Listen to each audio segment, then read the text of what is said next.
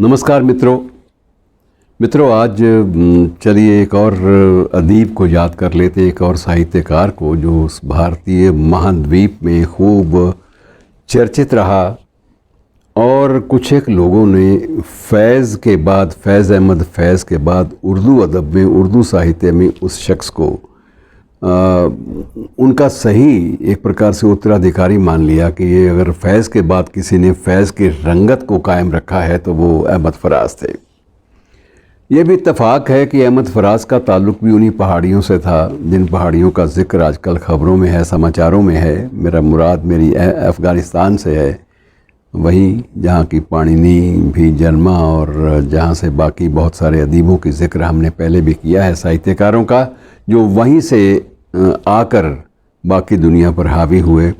अहमद फराज का जन्म अफ़गानिस्तान का नहीं है, लेकिन उन पहाड़ियों के बिल्कुल करीब जो उत्तरी सीमांत का क्षेत्र है बिल्कुल वहीं हुआ। और उस माहौल में पूरा की पूरी जो कल्चर थी वो पठान कल्चर का पूरा असर कायम था। और जन्म हुआ था इनका कोहाट में। कोहाट ये उत्तर पश्चिमी सीमांत जो प्रांत है उसका एक इलाका है और वहीं पर इनका 14 जनवरी 1939 में 1931 में इनका जन्म हुआ था। और जो इनकी आखिरी सांस इन्होंने ली वो इसी महीने, अगस्त के महीने के आखिरी हफ्ते में ली थी। और इनका ज़िक्र इसलिए ज़्यादा किया जाता है कि ये उर्दू और फ़ारसी इन्होंने वहीं पेशावर यूनिवर्सिटी से की, बाद में प्राध्यापक हो गए, पढ़ाने लगे उसी यूनिवर्सिटी में जहाँ से फ़ारसी और उर्दू में डॉक्टरेट भी की थी। और उसके बाद बचपन में इनका शौक़ था कि मैं पायलट बनूं। और पायलट बनने का शौक़ इनको काफ़ी हद तक वो एयरफोर्स की एकेडमीज़ के चक्कर कटाने पर भी मजबूर करता रहा। लेकिन जब देखा कि मुझे ये मशीनी पायलट नहीं बनना, मुझे उड़ानें भरनी हैं अदब की दुनिया में, साहित्य की दुनिया में, शब्दों की दुनिया में, और उस आसमान में विचरना है, तो उस वक्त खुद ही उस बात को जहन से निकाला, दिमाग से निकाला, खारिज किया अपने मस्तिष्क से। और उसके बाद पूरी तरह से अदब को समर्पित हो गए, लिखने पढ़ने की दुनिया में लौट आए। और इनको शुरुआत से ही प्रगतिशील, प्रोग्रेसिव राइटर माना जाता रहा है। और असर इन पर सबसे ज़्यादा, ये ख़ुद कबूल करते थे कि मेरे पर अगर फैज़ का थोड़ा बहुत असर है। फैज़ के तो खैर ये आप ये कह सकते हैं कि उसके कंटेम्प्रेरी थे, समसामयिक लेखक थे, लेकिन उन पर ज़्यादा जो असर था वो इकबाल का था। इकबाल की फ़िलॉसफ़ी से वह भी काफ़ी प्रभावित हुए थे, लेकिन इकबाल की फ़िलॉसफ़ी के उस पक्ष से नहीं जिस पक्ष ने हिंदुस्तान को भारत का बंटवारे की बात की थी, उस पक्ष से जो बांगे-दरा वाला पक्ष था। वो उसके कृतित्व और उसकी शैली और उसके चिंतन और उसके दर्शन, फ़िलॉसफ़ी से बेहद प्रभावित थे। और कई साल तक वो यूके में और कनाडा में भी रहे, क्योंकि जब वहाँ पाकिस्तान में जब ज़िया-उल हक का शासन था तो उस वक्त जिन शायरों को वहाँ से देश निकाला दिया गया था कि तुम बाहर चले जाओ वरना तुम्हें सज़ाए मौत भी मिल सकती है, उनमें एक शायर श्रीमान जी ये भी थे। तो अहमद फराज भी अपना बोरिया बिस्तर लपेट कर यूके, लंदन में पहले गए, वहाँ जाकर बसे, वहाँ पढ़ाते रहे थोड़ी देर, उसके बाद कुछ और मुल्कों में रहे और कनाडा में भी काफ़ी अरसा इन्होंने काटा।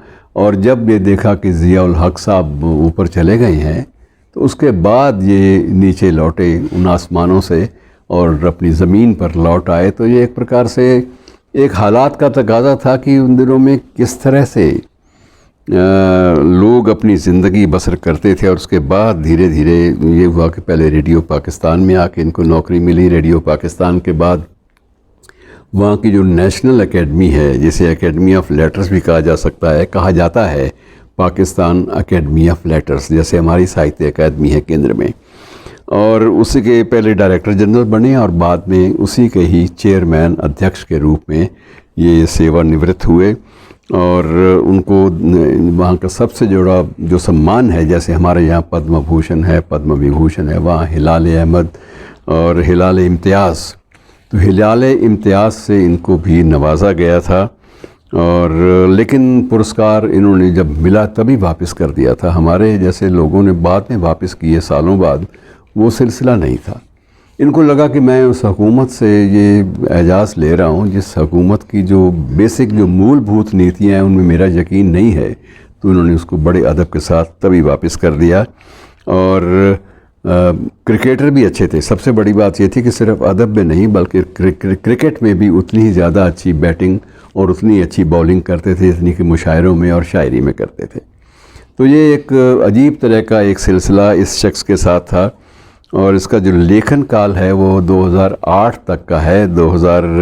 1950 से 2008 तक इस शख्स ने बेतहाशा लिखा और मुख्य रूप से प्रेम की गज़लें वो ज़्यादा लिखी। और इनका एक बेटा सादी, शिबली और सरमाद फराज, ये तीनों बेटे इनके काफ़ी हद तक अपने अपने सफ़ीर में अपने अपने क्षेत्र में चर्चा का विषय बने।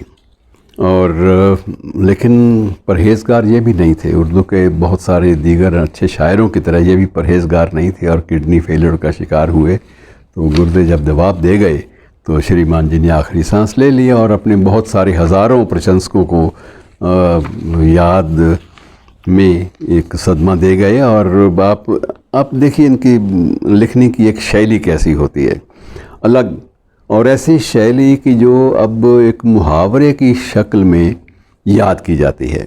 आप इनका शेर अक्सर ये सुन चुके हैं कि रंजिश ही सही दिल ही दुखाने के लिए आ, रंजिश ही सही दिल ही दुखाने के लिए आ फिर से मुझे छोड़ के जाने के लिए आ। तो ये एक बहुत बड़ी बात है। एक शेर में बंदे ने कह दी है कि आशिकी में मीर जैसे ख्वाब मत देखा करो, आशिकी में मीर जैसे ख्वाब मत देखा करोगे, बावले हो जाओगे महताब मत देखा करो, बावले हो जाओगे महताब मत देखा करो। और एक और इसी बहर का, इसी शक्ल का, बहर तो नहीं है लेकिन इसी रंग का एक शेर और भी आप देख सकते हैं कि सुना है लोग उसे आंख भर के देखते हैं, सुना है लोग उसे आंख भर के देखते हैं, सो उसके शहर में कुछ दिन ठहर के देखते हैं। हम कुछ उसके शहर में कुछ दिन ठहर के देखते हैं। और इस तरह से बहुत सारी इनकी चीज़ें हैं जो बहुत ही लोकप्रिय रही हैं, लोकप्रियता की कसौटी पर खरी उतरी हैं। कि जैसे अब कुछ एक शेर में उनके पढ़ देता हूँ, आप सुन लीजिए और आपको लुत्फ़ भी आएगा। कि फ़ुर्सत मिले तो कभी हमें भी याद कर लेना फराज, फ़ुर्सत मिले तो कभी हमें भी याद कर लेना फराज, बड़ी पुररौनक होती हैं यादें हम फ़कीरों की, बड़ी पुररौनक होती हैं यादें फ़कीरों की। और एक इनका शेर बड़ा, आप किसी भी हालात में किसी भी परिस्थिति में उसका इस्तेमाल कर सकते हैं कि दीवार क्या गिरी, दीवार क्या गिरी मेरे कच्चे मकान की, कि दीवार क्या गिरी मेरे कच्चे मकान की, लोगों ने मेरे सहन से रास्ते बना लिए। तो ये एक हालात को बयान करने वाली बात होती है। एक ही कई बार लगता है कि एक ही गज़ल पर पूरा एक लेख जो है, अदबी लेख, साहित्यिक लेख लिखा जा सकता है।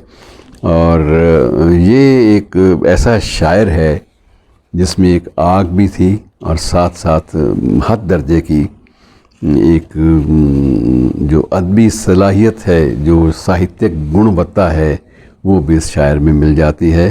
तो ऐसे शायर को भी याद करना इसलिए ज़रूरी लगता है कि यह अगस्त का महीना ये भी उनकी याद को समर्पित है। और उनको जब भी आप किसी फ़ोटोग्राफ में देखेंगे तो आप हमेशा उनको सिगरेट पीता हुआ देखेंगे, तो जैसे उस सिगरेट में पूरा का पूरा आदमी जज्ब हो गया हो। और वही हुआ कि अदब की दुनिया के साथ बड़ी तकलीफ़देह बात होती है कि अदम का भी यही हाल था। अदम पाकिस्तान के एजी थे। एजी का पद बहुत बड़ा होता है, सर्विसेज में थे, लेकिन उसके बाद भी उनके बाल अक्सर इसलिए जल जाते थे कि वो सिगरेट बुझाना भूल जाते थे और सिगरेट लेकर ही सो जाया करते थे।